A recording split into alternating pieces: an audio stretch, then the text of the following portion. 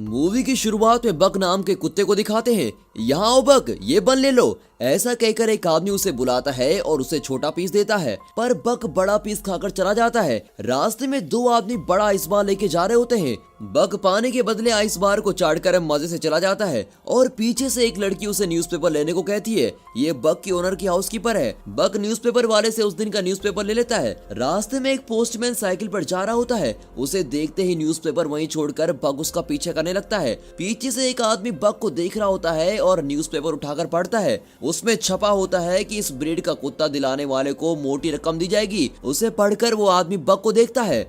बक postman का पीछा नहीं छोड़ता और कुछ दूर पर बेचारा पोस्टमैन गिर जाता है। वो हाउसकीपर से कहता है कि कुत्ता संभालो मैडम, मुझे मरवाओगी क्या? वो लड़की बक से कहती है, बक तुम घर जाओ और सबको जगाओ, गुड बॉय।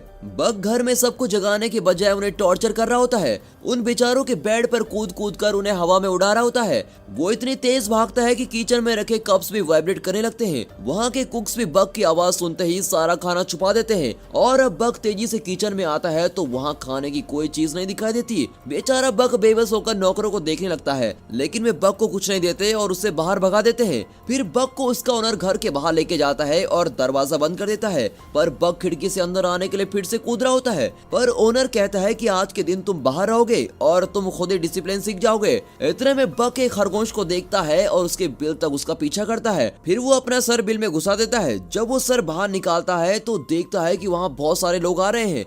तब पता चलता है कि घर में मेहमान आए हैं और उन्हीं के लिए शानदार दावत तैयार हो रही है। अब लॉन में सारा खाना सेट कर दिया जाता है, जिसे देखकर बक खुशी से झूम उठता है। तभी सारे गेस्ट ग्रुप फोटो खिंचवा रहे होते हैं। तभी क्लिक करते वक्त मुंह में एक लेग पीस लिए बक बीच में आकर फोटो के लिए पोज करता है और सभी चौंक कर बक को देखते हैं। फिर टेबल को देखते हैं तो लगता है जैसे खाने पर बवंडर गुजरा हो। ओनर गुस्से में बक के मुंह से लेग पीस खींचता है, पर उसके हाथ में सिर्फ हड्डी आती है। स्मार्ट बॉय बक ने मांस ऑलरेडी खा लिया होता है। उस रात ओनर उसे डांटता है कि एक दिन भी तुम डिसिप्लिन फॉलो नहीं कर सकते क्या?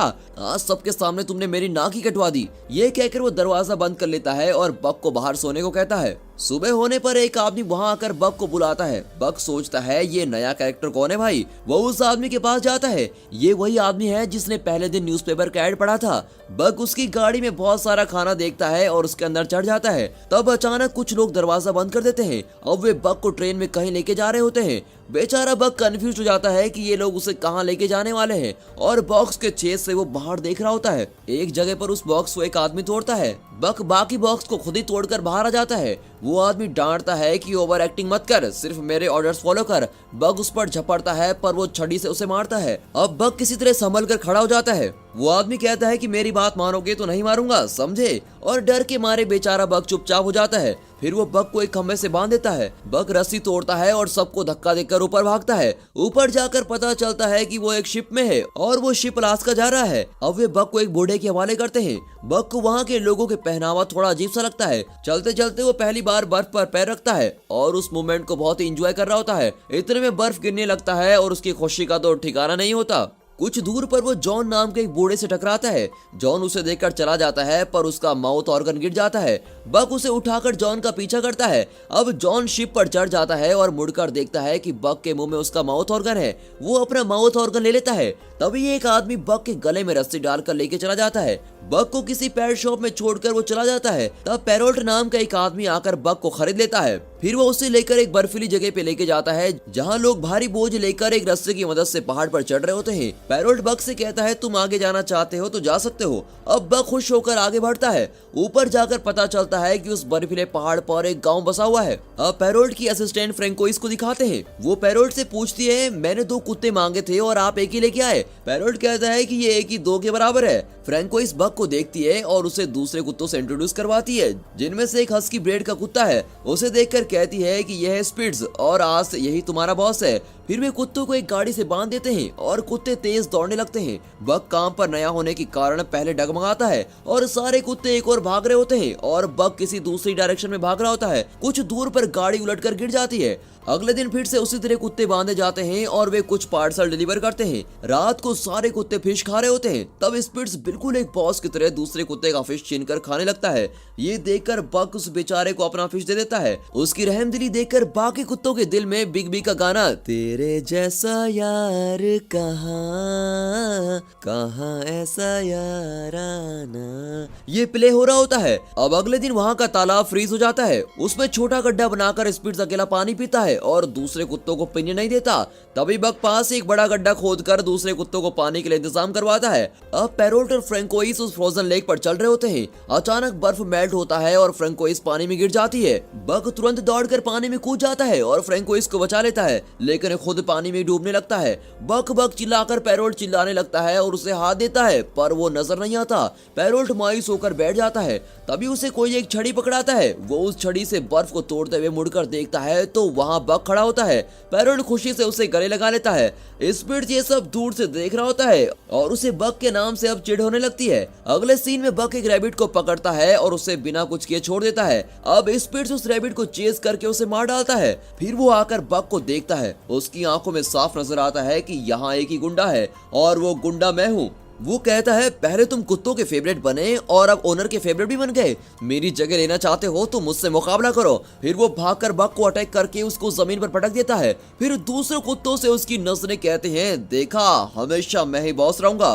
बाकी कुत्ते डर के मारे फ्रीज हो जाते हैं। अब बक उठकर स्पिट्स को घूरता है। स्पिट्स फिर उसे अटैक करने जाता है, पर इस बार बक उसे ऊपर उठाता है और फट से जमीन पर पटक देता है। स्पिट्स डर जाता है और इस तरह बक उनका नया डॉन बन जाता है। अगले दिन पैरोल्ट गाड़ी तैयार करके स्पिट्स को ढूंढता है, पर वो कहीं नजर नहीं आता। पैरोल्ट दूसरे कुत्ते को उसकी जगह पर बांधता है, पर वो कुत्ता नखरे करने लगता है। अब पैरोल्ट परेशान होकर चला जाता है। तभी बक उस जगह पर आकर खड़ा होता है। पैरोल्ट उसे शाबाशी देकर बेल्ट पहनाता है और गेट सेट गो कहते ही बक और उसके साथी तेज भागने लगते हैं। वहाँ कई रेंजर्स दौड़ रहे होते हैं। रेंजर्स के बीच बक की टीम अपने रथ को खींच रही होती है। इस सीन को शानदार नहीं तो और क्या कहेंगे। तभी पहाड़ से ढेर सारा बर्फ सरक कर तेजी से नीचे आ रहा होता है। भागते भागते बक कुछ प्लान कर रहा होता है। पैरोल्ट चिल्लाता है, पर बक सीधे पहाड़ की ओर दौड़ता है। पहाड़ के नीचे गुफा होती है और बक की टीम तेजी से उस गुफा को पार कर लेती है और वे दूसरी तरफ निकल जाते हैं। इस तरह हमारा समझदार बक सबको बचा लेता है। फिर वे अपने डेस्टिनेशन की ओर दौड़ रहे होते हैं, पर वहाँ लोगों को देखकर बक सडन ब्रेक मारता है। उसे पता नहीं होता कि अगले सेकंड सारे कुत्ते उसके ऊपर क्रश करने वाले हैं। ये देखकर तो हमें भी हंसी आ जाती है। तभी पैरोल्ट बक को बताता है कि हम सिर्फ लेटर्स डिलीवर नहीं करते, बल्कि उनमें कई लोगों का दुख सुख प्यार जैसे कई इमोशन का पैकेज डिलीवर करते हैं और ये हमारा काम नहीं बल्कि हमारी जिम्मेदारी है। अगले दिन वहाँ जॉन को देखकर बक फिर अचानक रुक जाता है और उसके साथी भी रुकते हैं, पर झटके की वजह से पैरोल्ट गिर जाता है और पूछता है यार बक तू हमेशा सडन ब्रेक क्यों मारता है। इतने में जॉन एक लेटर देकर कहता है सॉरी मैं लेट पहुंचा, पर यह खत मेरे बीवी को दे दीजिए। बक वो खत पैरोल्ट को दे देता है और अब गाड़ी आगे बढ़ती है। एक दिन पैरोल्ट को खत मिलता है कि ये डिलीवरी सर्विस बंद हो चुकी है और आगे से तुम्हें काम नहीं दिया जाएगा। ये बात वो बक के साथ शेयर करता है और कहता है कि अब यहाँ टेलीग्राम नाम की कोई सर्विस आने वाली है और आगे से तुम्हें ही अपने साथियों का ध्यान रखना होगा। ये कहकर पैरोल्ट और फ्रैंकोइस उदास होकर वहाँ से चले जाते हैं। बक और उसके साथी भी उदास हो जाते हैं। फिर वहाँ हल नाम का आदमी आकर सबको अपनी गाड़ी से बांध देता है और गाड़ी में बहुत भारी चीजें रख लेता है। बक की टीम से बिल्कुल भी खींचा नहीं जाता। हल बक को छड़ी से मारने ही वाला होता है कि इतने में जॉन आकर वहाँ खड़ा होता है और बक को सहलाता है। फिर वो देखता है कि गाड़ी गड्ढे में फंसी हुई है और कहता है ये देखे बिना ही तुम बेचारे को मारने चले थे। ये कहकर वो गाड़ी को रिलीज करता है। फिर बक की टीम गाड़ी को खींचकर लेके जाती है। कुछ दूर पर वे पहाड़ पर चढ़ रहे होते हैं, पर बक की टीम उतना भारी वजन नहीं उठा पाती। सभी कुत्ते थक जाते हैं और बेचारे सिगड़ कर नीचे गिर जाते हैं। तब हल उन्हें बेरहमी से मारता है, पर उनसे उठा ही नहीं जाता। फिर वो बक को शूट करने वाला होता है। इतने में जॉन वहाँ पहुंच जाता है और गुस्से में उसे धक्का दे देता है। फिर वो गन दिखाकर उसे डराता है। हल कहता है ठीक है तुम बक को ले जाओ, पर बाकी कुत्तों को हाथ मत लगाना। तब जॉन कहता है बर्फ पिघलने लगा है, अब तुम उस तरफ जाओगे तो ना तो तुम जिंदा बचोगे और ना ही ये कुत्ते। पर वो आदमी जिद करता है और बाकी कुत्तों को साथ लेकर चला जाता है। जॉन बक को अपने घर लेके जाता है और बक वहीं आराम करता है। दूसरे दिन वो जरा ठीक हो जाता है और देखता है कि सामने का बर्फ पिघलकर अब नदी बन गई होती है। तब जॉन कहता है बक मुझे डर है कि उस बेवकूफ आदमी के कारण तुम्हारे साथी इस नदी में बह गए होंगे। ये सुनकर बक बड़ा ही मायूस हो जाता है। शाम को जॉन एक बार में बैठकर पी रहा होता है। बक खिड़की से उसे देखता है। तभी हल वहाँ आता है और जॉन को मारने लगता है। बक अंदर जाकर हल को अटैक करता है पर जॉन उसे रोक लेता है। फिर दोनों घर लौट आते हैं। अब बक जॉन की शराब की बोतल बर्फ के अंदर छुपाकर उसके ऊपर बैठ जाता है। तब जॉन कहता है बक वो बोतल मुझे दे दो, मैं उसके बिना नहीं रह सकता।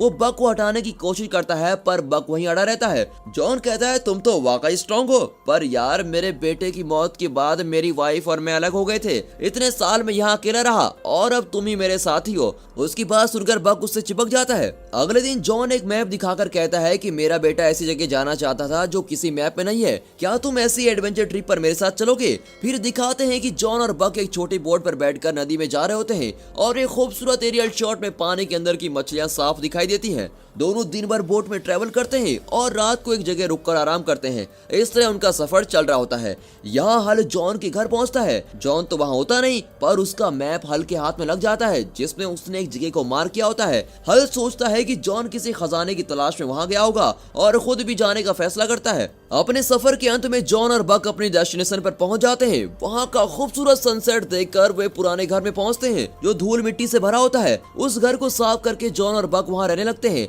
अगले दिन जॉन नदी में नहा रहा होता है तो उसे सोने का टुकड़ा मिलता है। वो बक को भी सोना ढूंढने को कहता है। अब बक ढूंढकर एक पत्थर निकाल कर लाता है। जॉन कहता है उतना बड़ा नहीं बक, ऐसे छोटे छोटे टुकड़े हो तो मुझे दिखाओ। बक पत्थर फेंक देता है और अब की बार सोने का बड़ा सा टुकड़ा निकलता है, पर वो सोचता है कि जॉन को तो छोटा पत्थर चाहिए, इसलिए वो सोने को फिर से पानी में फेंक देता है। जॉन कहता है मेरे बेटे ने जो कहानियां पढ़ी थी वो शायद सच्ची हैं, इस जगह पर सोना ही सोना है। तभी बक वहाँ भागती हुई सफेद भेड़िनी का पीछा करता है। इतने में एक ग्रिजली बियर आकर बक को डराने लगता है और अब बक डरकर जंगल की ओर भागता है। अब वो सफेद भेड़िनी आकर बक के पैर पर मारकर भाग जाती है। बक अपना पैर उस भेड़िनी के फुटप्रिंट पर रखता है तो देखता है कि दोनों एकदम मैच होते हैं। अब बक को लगता है कि अरे ये तो मेरी नस्ल की लगती है। अगली सुबह बक नदी के किनारे लेटा होता है। भेड़ियों का एक झुंड वहाँ किसी सुअर का शिकार कर रहा होता है। उनमें से एक भेड़िया नदी में गिर जाता है और पानी के साथ खींचा चला जाता है।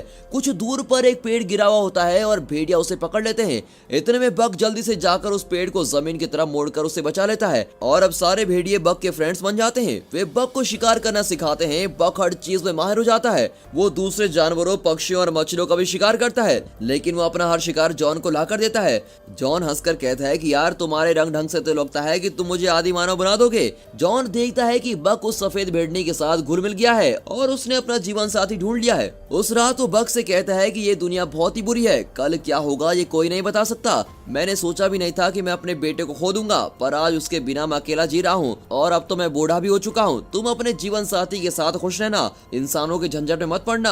अब मेरा अंत आ गया है और मैं अपनी आखिरी सांस यही लूंगा। ये कहकर वो घर के अंदर चला जाता है। बक जंगल में जाकर भेड़ियों के साथ रहने लगता है। अब दिखाते हैं कि वो पुराना घर जल रहा होता है। उसे देखकर बक जंगल से निकलकर घर की ओर भागता है। इतने में हल जॉन को शूट कर देता है और उससे सोने का टुकड़ा मांगता है। जॉन उसे सोना दे देता है। सोना लेने के बाद हल उसे फिर से शूट करने जाता है कि इतने में बक उस पर अटैक करता है। हल उसे छड़ी दिखाता है लेकिन बक छड़ी को मुंह में पकड़ लेता है और छड़ी के साथ ही हल को जलते हुए घर के अंदर खींच ले जाता है। उसे वहीं छोड़कर वो जॉन के पास आता है। जॉन की आंखें भर आती हैं और वो कहता है बक तुम मेरे लिए वापस आए, मेरा आखिरी समय आ गया है, तुम जाओ और अपने साथियों के साथ खुश रहो। ये कहकर वो बेचारा वहीं दम तोड़ देता है। अब बक वापस जंगल में अपने साथियों के साथ चला जाता है। फिर दिखाते हैं कि बक और सफेद भेड़नी के बच्चे हो जाते हैं। तभी एक दिन वही ग्रिजली बियर आकर बक को डराने लगता है। अब बक निडर होकर उसकी ओर जाता है तो वो ग्रिजली बियर चुपचाप रास्ता छोड़ देता है। अब बक जले हुए उस घर को देखता है और उसे उन सब की याद आती है जिन्होंने उसे पाला पोसा था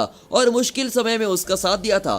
फिर ये सोचकर उसका चेहरा खिल जाता है कि कई मुश्किलों को पार करने के बाद अब वो एक झुंड का लीडर बन गया है। और बक की इसी सफलता के साथ ये मूवी यहाँ पर खत्म होती है। बक की लाइफ की तरह हमारी लाइफ में भी कई सारी प्रॉब्लम्स आएंगी, रास्ते बदलेंगे, लेकिन हम अपना लक्ष्य जरूर पाएंगे। और इसी विश्वास के साथ हम आपसे विदा लेते हैं। पर जाने से पहले आप इस वीडियो को लाइक और चैनल को सब्सक्राइब जरूर कीजिए और हाँ, साथ ही अपने फ्रेंड सर्कल में इस वीडियो को शेयर जरूर कीजिए। And finally thanks for watching.